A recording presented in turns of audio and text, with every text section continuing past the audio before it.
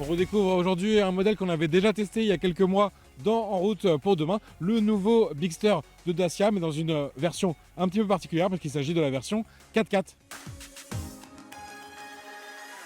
En route pour demain, sur BFM Business et Tech Co. Et oui, le Bigster, c'est le gros lancement commercial cette année pour Dacia avec le double objectif de monter en gamme, mais également de monter en volume avec ce segment des SUV familiaux de segment C qui représente quand même 3 millions d'unités vendues chaque année en Europe. Alors les SUV, c'est pas une surprise, ils représentent aujourd'hui le gros des ventes, près d'une vente sur deux sur le marché français. Mais finalement, le public opte assez rarement sur une transmission intégrale et encore moins pour des véhicules avec des vraies capacités dites tout-terrain. Alors c'est une critique qui ressort souvent sur les SUV, ça veut dire qu'ils ont un look de 4x4 mais finalement pas une vraie capacité avec un moteur qui peut comme ça apporter de l'énergie à la fois aux roues avant et arrière. Comme sur le Duster, Dacia tient justement à proposer ce véhicule 4x4 avec de vraies capacités tout-terrain. Il est d'ailleurs équipé du même moteur TCE 130 micro-hybride que son petit frère dans la gamme. Et c'est d'ailleurs ce qu'il faut retenir sur ce Bigster, c'est qu'il reprend de nombreux éléments du Duster, à commencer par sa base technique, la plateforme qui a simplement été rallongée. Et donc ce Bigster, il s'affiche à une longueur de 4,57 m et ça c'est 23 cm de plus que le Duster. Alors, je ne vais pas vous représenter le design du Bigster, mais en fait on a la même face avant que le Duster. Alors contrairement au Duster qui lui a un bouclier différent sur sa version 4x4, ce qui va lui permettre tout simplement d'avoir un angle d'attaque meilleur pour affronter certaines zones de franchissement, ici on est vraiment sur le même bouclier sur Duster 2 roues motrices et 4x4. Et même chose à l'arrière, on va avoir un porte-à-faux assez rallongé, ce qui donne un bon volume de coffre, mais qui va aussi réduire l'angle de fuite. Et donc, même chose, des capacités de franchissement sur le papier, en tout cas, inférieures à celles d'un Duster. Justement, comme je vous parlais du coffre, il offre une capacité de 556 litres sur cette version 4x4 et même 629 si on retire la vraie roue de secours. Alors ça, c'est équivalent à la version hybride, et pour avoir un volume de coffre supérieur, il faut regarder sur les autres versions thermiques, donc l'essence avec le TCE 140 ou la version bicarburation essence GPL. Nous voici à l'intérieur de ce Dacia Bigster et c'est vrai qu'on va retrouver beaucoup d'éléments en commun avec le Duster et c'est normal puisque encore une fois ils partagent la même plateforme et donc ça va être le cas notamment pour le combiné d'écran numérique. D'ailleurs une voiture qui est assez moderne parce qu'on va avoir Android Auto CarPlay avec la réplication du smartphone directement dans l'écran du conducteur. Ça reste quand même assez rare sur l'offre automobile actuelle, donc c'est quand même un bon point à signaler. Et puis sinon sur la partie vraiment dédiée au 4x4, on a cette console centrale comme sur le Duster avec la boîte manuelle 6 rapports et puis cette petite molette qui va permettre de changer les modes, notamment en rapport avec la conduite tout-terrain. On retrouve aussi cette finition extrême qui existe aussi déjà sur le Duster et qui est quand même dédiée aux activités outdoor. Donc on va avoir notamment un tissu spécifique sur les sièges qui sont plus simples à nettoyer, et même chose dans cette optique quand on revient d'une activité et qu'on est un peu sale, à la place des traditionnels tapis de sol, des protections en plastique beaucoup plus simples également à nettoyer. On retrouve sinon ce qui fait les qualités du Bigster par rapport au Duster, des options supplémentaires de confort, notamment le toit panoramique ouvrant ou également les réglages de sièges électriques qui ne sont pas proposés sur cette finition extrême au même titre que le haillon électrique dont on peut disposer par exemple dans la finition journée. Et on a également bien sûr beaucoup plus d'espace à bord. On est parti ce matin, on a pas mal roulé à bord de ce Dacia Bigster avec le moteur TCE 130 mild hybride 4x4 et donc principalement sur autoroute pour se rendre compte un peu du comportement du véhicule, on va dire sur des routes classiques. Le bilan il est globalement positif, on n'a pas de problème de motricité alors que c'est finalement le moteur le moins puissant de cette gamme Bigster, mais avec le véhicule qui a aussi le poids le plus important. Ça en raison notamment de l'architecture transmission intégrale avec ici sur ce Bigster une transmission mécanique entre le moteur situé à l'avant et les roues arrière, mais avec une gestion électronique du couple. Côté consommation, en revanche, il faut peut-être s'attendre à consommer un petit peu plus que la version hybride qu'on avait testée sur le lancement du Bigster. En gros, sur 150 km parcourus, on était à 7 litres au 100, mais ça c'est relativement logique. On a roulé pas mal sur autoroute à 130. avec au passage un régulateur de vitesse simple, il n'est pas adaptatif, ce qui est proposé sur d'autres finitions motorisation proposées sur le Bigster. Bon, l'essentiel, c'est que ce moteur, il se montre quand même assez performant. On a un petit écran en plus disponible sur cette version 4x4 qui va me permettre de voir en temps réel la répartition de la motricité entre les roues avant et arrière. Donc forcément, sur route ouverte, vous allez être principalement en traction, mais lorsque j'appuie un petit peu fort sur la pédale pour simuler une accélération, je vais bien sentir que j'ai un soutien au niveau des roues arrière. Au-delà de la conduite tout-terrain, ça permettra vraiment à ce Bigster d'être aussi plus polyvalent pour une transmission intégrale qui est quand même plus sécurisante, notamment dans les conditions hivernales de route mouillée ou glacée.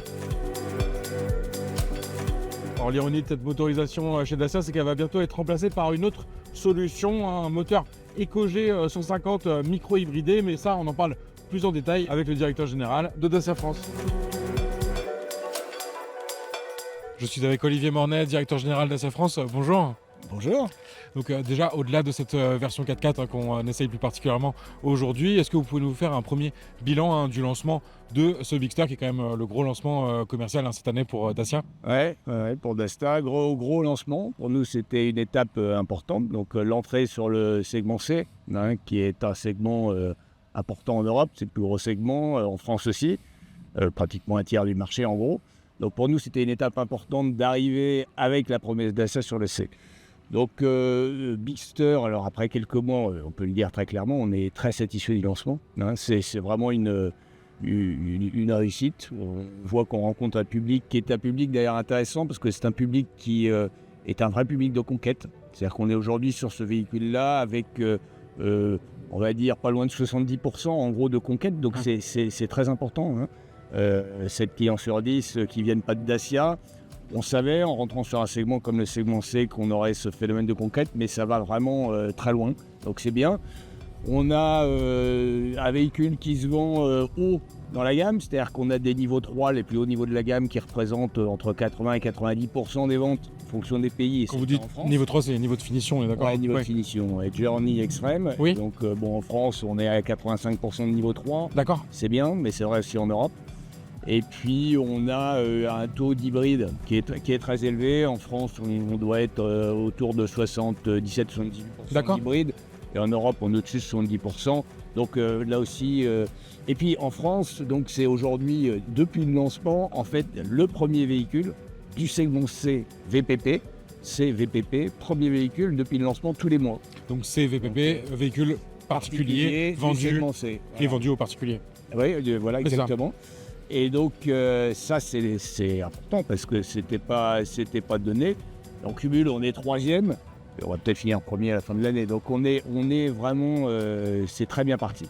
Et sur un Bigster 4x4 justement, quelles sont pour vous les attentes principales en fait des clients? Aujourd'hui, alors déjà on parle d'une motorisation qui va évoluer dans la gamme, parce qu'on sait qu'on va arriver avec une nouvelle proposition d'ici la fin de l'année sur le 4x4.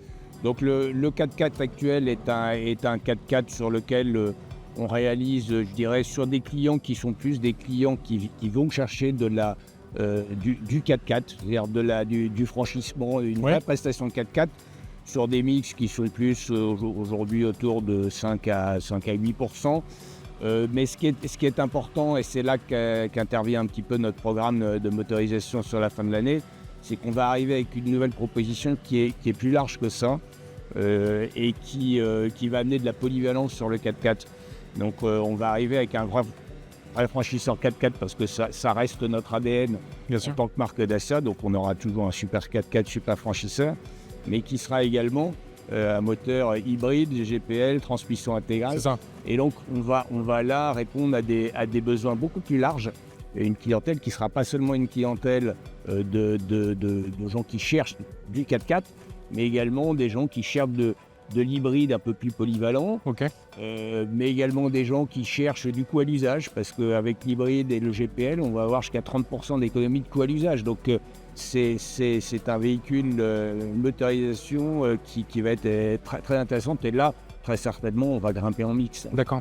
Pour être clair, c'était pas parce que le public, on va dire, sur 4x4 Duster et sur le début du Bigster était déçu par le TCE 130 micro-hybride. C'est vraiment pour aller plus loin dans cette démarche, c'est ça qu'on peut dire? Bien sûr, c'est pour aller plus loin. C'est aussi pour accompagner la réglementation, hein. Je pense que il est clair que depuis quelques années, on a des réglementations qui changent, qui se durcissent. Donc on est passé de l'ancien diesel 4x4 qui à l'époque était représenté quand même une bonne partie en France de façon générale, à l'époque chez Dacia d'ailleurs, Ouais. des ventes de 4x4 à des motorisations essence récemment. Et puis là, donc on arrive avec qui était plus vertueuse déjà. Et là, on fait encore un saut important en fait dans le sens de la vertu, on va dire en termes d'émissions de CO2, avec cette motorisation hybride et GPL, où là on va gagner jusqu'à 20 grammes en fait, de CO2. Donc c'est quand même un pas très important. Donc on gagne en émissions et on gagne en polyvalence du véhicule. Donc ça va être une super offre pour les clients. Donc si vous gagnez en émission, moi je comprends aussi qu'on va peut-être réduire le malus qui était relativement significatif sur le Bigster 4x4 actuel. La logique le voudrait, on va attendre de voir un peu quelles sont, d'avoir toutes les règles bien en main pour pouvoir être affirmatif sur les chiffres. Mais bon, en tous les cas, ça va dans le sens de la vertu, de la modération, mais surtout de la polyvalence. D'accord. Merci beaucoup Olivier. Merci.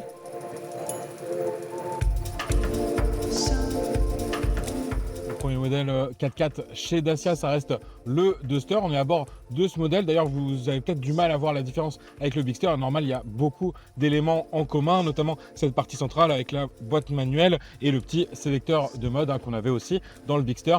La différence, elle va finalement être ici de manière assez évidente. On va avoir l'inscription Duster en toutes lettres sur la planche de bord.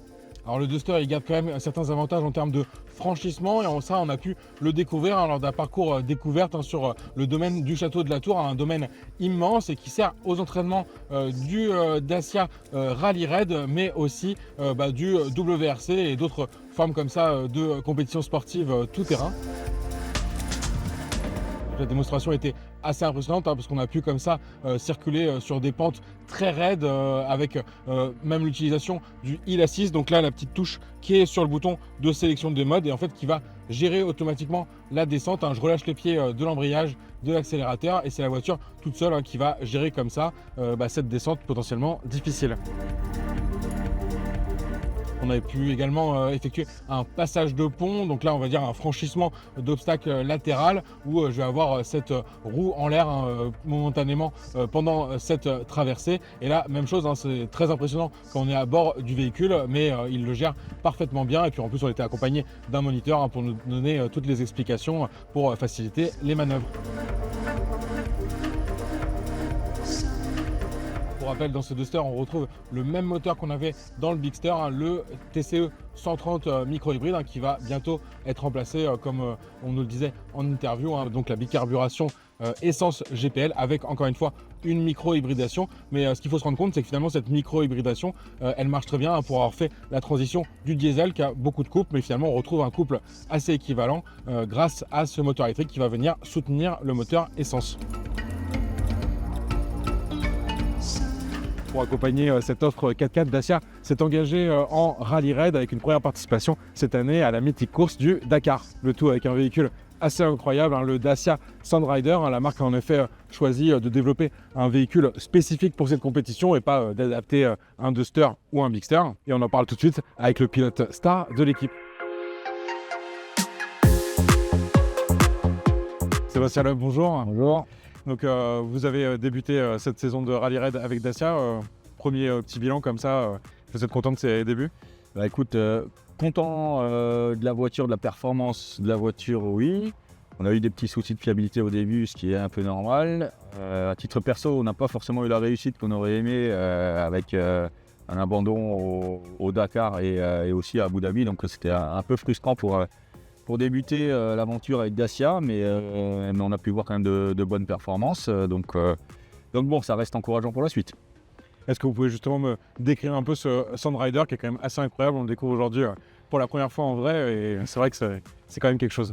C'est une voiture assez imposante quand même, parce que c'est une voiture qui est faite pour rouler dans le désert, pour passer un petit peu à travers tous les obstacles qu'on peut avoir. Donc on fait aussi bien de la piste que que des trucs un peu de franchissement, des dunes, du sable. Donc il y a vraiment tout. Il y a des grandes roues justement qui permettent d'absorber pas mal tout ça, les pierres, etc. C'est 4 roues motrices, donc ce qui aide beaucoup dans le franchissement et dans les dunes également. C'est un moteur qui est un moteur 3 litres V6 biturbo qui est à environ 360 chevaux, ce qui n'est pas énorme, mais bon, c'est un peu la norme, c'est la catégorie qui fait ça. On a un peu tous la même puissance. On voit les suspensions aussi impressionnantes. On est en double suspension. Nous, ça c'est un choix de l'équipe et les concurrents n'ont pas forcément des doubles suspensions. D'accord. Ça permet déjà de travailler sur 2 amortisseurs en même temps et au cas où il y en a un qui casse, il nous en reste un. Avant tout, il faut finir. Les spéciales sont longues. On est livré à nous-mêmes du matin au soir quand on revient à l'assistance. On n'est qu'à 2 dans la voiture. Et on fait parfois 500-700 km et donc il faut une voiture hyper fiable et le but avant tout c'est de finir l'étape et de ne pas attendre le camion. Donc voilà, nous on est parti sur une option de double suspension pour ça. On a aussi des vérins qui sortent tout seuls sous la voiture qui permettent de la lever pour changer les roues rapidement en cas de crevaison. Quand on est planté dans le sable pour s'en sortir, on va mettre les plaques. Donc voilà, après en gros, c'est un petit peu ça. On a un réservoir de 500 litres là-dessus. Parce que les étapes, c'est pareil, on part le matin, on va faire une spéciale de 500 km plus 200 km de liaison et il faut arriver au bout. À ce niveau-là, il y a de la gestion de carburant pour justement arriver au bout où normalement le réservoir vous permet d'envoyer tout le long. Non, normalement, le réservoir nous permet d'arriver au bout et il n'y a pas de gestion à ce niveau-là. D'accord. Nous voici à bord du Sunrider avec Sébastien Loeb. Donc, parce qu'on se rend compte, l'espace est assez quand même réduit, tout est optimisé, c'est ça, l'idée c'est vraiment d'avoir tout à portée de main en fait. C'est ça, et puis l'espace est réduit aussi parce que le moteur est là entre nous en fait. D'accord. Le moteur est ici, le réservoir est derrière, donc l'idée c'est de centrer les masses. Donc la voiture est conçue pour avoir un centrage de masse autant que possible vers le centre de gravité. Donc le moteur est là, c'est ce qui fait qu'on se retrouve très loin entre le pilote et le copilote. Après, oui, pour le reste, ça reste basique. J'ai 3 pédales, j'ai un embrayage, une pédale de frein qui est assez large parce qu'on freine du pied gauche, un frein à main pour glisser dans le serré, un levier de vitesse, c'est une boîte séquentielle, et puis pas mal d'écrans. Moi, j'ai des répétiteurs de cap suivant des caps qu'il faut suivre. Quand le copilote me donne un cap, moi, je l'ai devant moi et ça me permet de le suivre. Ça, c'est surtout sur des hors-pistes. Là, c'est un écran où on a toutes les infos, moteur, etc. D'accord. Là, il y a 11 pages pour aller voir, checker tout ce qui nous intéresse. Bien sûr. Puis, quelques boutons. C'est plus des boutons qu'on n'utilise pas forcément toujours. C'est des modes de dépannage, etc. D'accord. Pour activer aussi les lumières, la clim, etc. Parce qu'on a quand même la clim, ce qui est important. Oui. Vu que le moteur est là au milieu, ça dégage beaucoup de chaleur. Et surtout dans le désert, quand il fait chaud, c'est dans une voiture comme ça indispensable d'avoir la clim parce qu'il n'y a pas d'air qui rentre. Oui, bien sûr. Une alimentation en eau aussi. On a des caméras, il y a des, derrière nous, là, on les voit un petit peu, là il y a des bouteilles qui sont justement nos réserves d'eau. Moi j'ai 4 litres et demi pour moi, le copilote a 3 litres pour lui. Et puis là, du côté copilote, on a tout le système de tablettes. Normalement, il a 2 tablettes. Oui, ça. Qui sont les roadbooks en fait, qui s'activent sur la ligne de départ des spéciales et les copilotes suivent au kilomètre près, enfin au mètre près quasiment ce qu'on est en train de faire. Il m'explique, il a des cases qui lui disent prochain carrefour à droite, il me l'explique, il me décrit la situation, il me fait un décompte et puis on essaye d'appliquer tout ça. Pour résumer, ceux qui ne connaissent pas trop bien le rallye raid, le principe c'est qu'on a des points de passage virtuels, c'est ça, à passer. C'est ça, contrairement au WRC où on a des reconnaissances et où le pilote prend des notes, dicte à son copilote des virages, etc. Là, il n'y a pas de reconnaissance, on part à la découverte totale dans les spéciales. Les seules informations, c'est ce qu'on a sur le roadbook. On peut découvrir un peu au dernier moment aussi. On découvre complètement. Il m'annonce dans 500 mètres, ce sera à droite. Les 500 mètres, c'est à vue. Si c'est sur une piste sinueuse, on prend les virages. Si c'est du hors-piste, on a un cap à suivre. Et puis, régulièrement dans la spéciale, on a des waypoints qui sont des points de passage à valider, qui pour nous sont masqués. En fait, on ne les voit pas, mais si on applique correctement le roadbook, ça nous emmène au bon endroit et quand on arrive sur le waypoint, il s'active. Donc le but, c'est d'enchaîner tous les waypoints, de ne pas en rater un et de faire ça le plus rapidement possible jusqu'à la fin de la spéciale. D'accord. Merci beaucoup Sébastien. Merci à vous.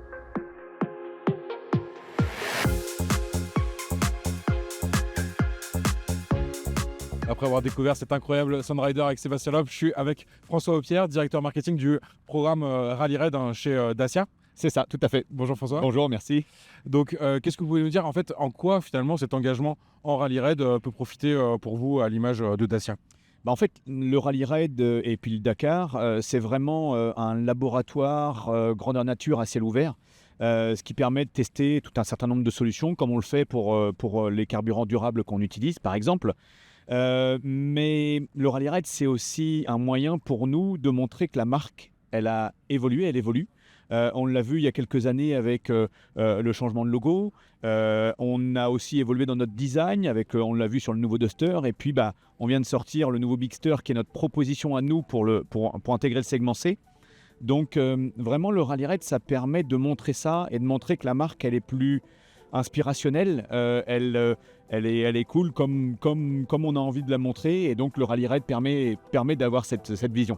On suit bien justement cette évolution de la marque Dacia sur les véhicules grand public, et c'est vrai qu'il y a cette image du low cost que vous cherchez d'une certaine manière à effacer, même si la proposition elle reste quand même de proposer des véhicules abordables. Il n'y a pas de honte à ça, et je pense que le public est aussi attaché à cette vocation. Et est-ce qu'il n'y a pas quand même une certaine incohérence dans le sens où le sport automobile, on sait que c'est coûteux, donc on peut se dire mince, moi je veux un Bigster, un Duster plus cher, et je veux pas forcément un Sunrider qui roule sur le Dakar ou le reste de la saison de rallye raid. Ouais, non, alors je comprends. Non, mais tout à fait. Alors, clairement, nous, on a décidé ce programme, mais on l'a fait aussi pour des raisons, comme je disais tout à l'heure, tester le carburant durable. Pourquoi ? Parce que ça veut dire que nous, chez Dacia, on pense qu'il peut y avoir plusieurs solutions pour le futur.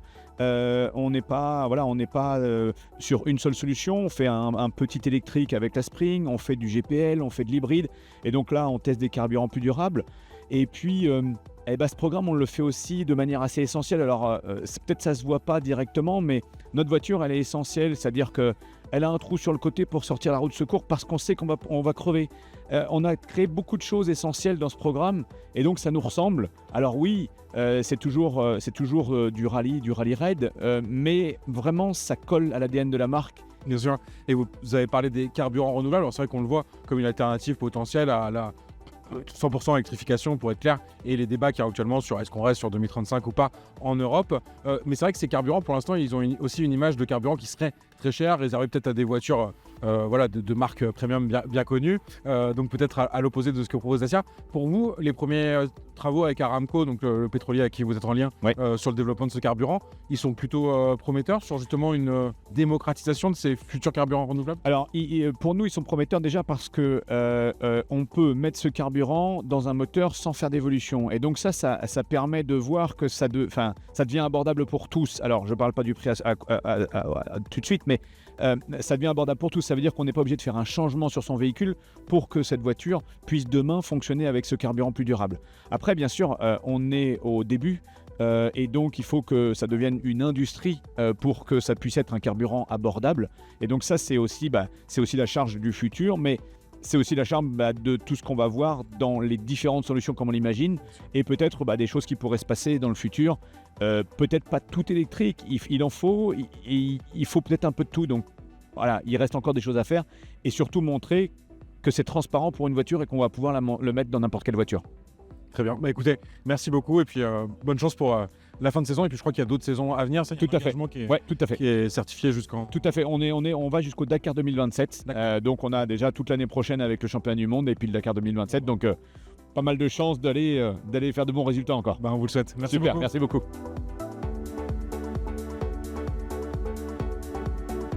La vraie force de cette gamme Dacia 4x4, ça reste ses tarifs qui se révèlent extrêmement compétitifs face aux concurrents. Le Duster, par exemple, dans sa finition expression en 4x4, bien sûr, il démarre à 27 100 €. Et pour le Bigster, donc avec cette motorisation également TCE 130 4x4, il faut compter un tarif de départ de 29 600 €.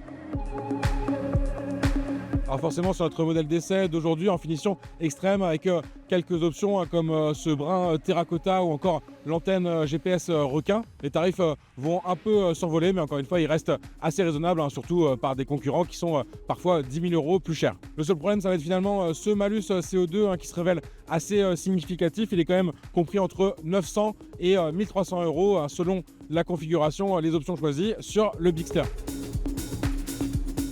L'espoir, ce sera donc cette motorisation EcoG 150 4x4 qui arrivera d'ici le début de l'année prochaine. Reste à savoir à quel point va se durcir également le malus CO2 en 2026. En route pour demain, la mobilité sous toutes ses formes sur BFM Business et Tech & Co.